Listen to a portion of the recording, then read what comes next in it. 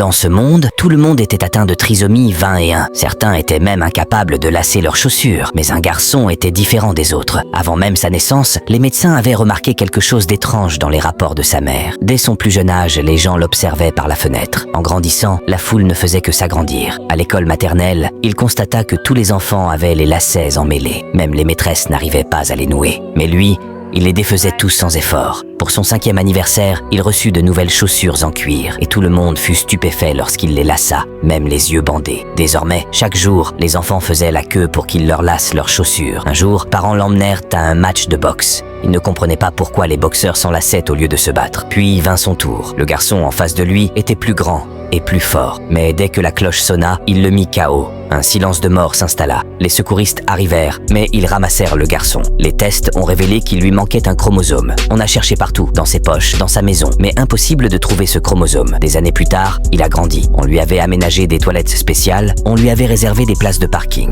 Tout cela lui paraissait étrange. Un jour, voyant le lacet d'une chaussure défait, il voulut l'aider, mais il eut peur d'être traité différemment. Ce soir-là, l'amour de ses parents lui fit naître le désir d'être aimé lui aussi. Mais lorsqu'il sortit, les filles fermèrent leurs rideaux. En le voyant, il se sentit seul. Ses parents l'emmenèrent consulter un psychologue et il comprit qu'il était prisonnier d'un corps qui n'était pas le sien. Il décida de se faire opérer pour devenir normal. À l'hôpital, sur le lit voisin, il y avait une jeune fille. Elle aussi avait des lacets à ses chaussures. Leurs regards se croisèrent et ils restèrent un instant silencieux. Pour la première fois, ils eurent le sentiment que quelqu'un d'autre au monde leur ressemblait. Alors, tous deux commencèrent à aider les gens à lasser leurs chaussures. Un jour, ils virent du ruban adhésif sur une chaussure et eurent la même idée.